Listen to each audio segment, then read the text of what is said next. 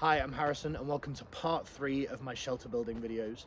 For this one, I'm going to be making a high shelter that's ideally myself and my reach above my head. This means that I can create enough space that I can light a fire under that shelter safely without risk of it catching. I'm going to use a tarp and a rope for a ridge line, and for this one I'm going to be using a bowline and a trucker's hitch. Let's get going. So here for my high shelter, I'm actually going to be starting with an anchor point as a bowline. The reason I'm doing that is it can help myself by working at low level to tie a loose loop.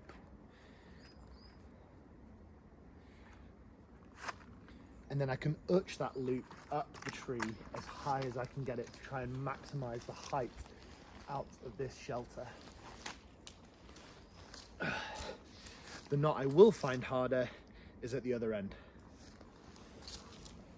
As before, having tied that starting point, I'm going to be sliding my tarp as far along to that knot to take all of the weight out of the rope, especially when I'm getting it as high as I can. So for this end of the line, I'm going to be tying a trucker's hitch. To explain the knot, I'm going to tie it at low level and then I will untie it and retie it at higher. With my arm closest towards my original anchoring tree, I'm going to bring my thumb over, twist, and make a loop pulling away from that tree. I'm then going to pass my rope around,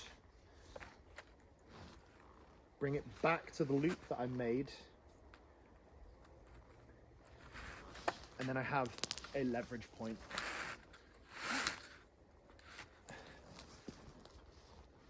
Once I've pulled that tension on, I can pinch here and I'll finish it with a couple of half hitches.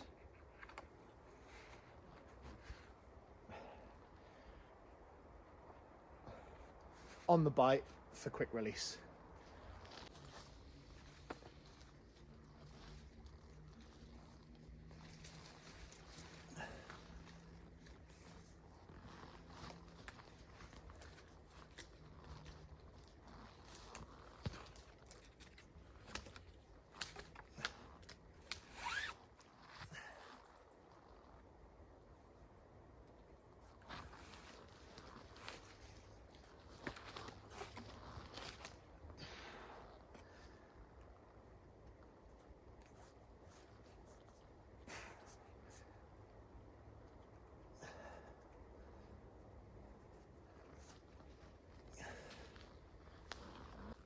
Having the advantage of being nice and tall, I've tied that nice high ridge line so I can pull my tarp across.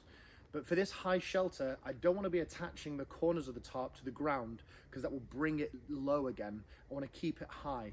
So I'm going to be taking advantage of the fallen tree and the standing trees around me to tie those corners off, utilizing some of those knots to keep the shelter elevated.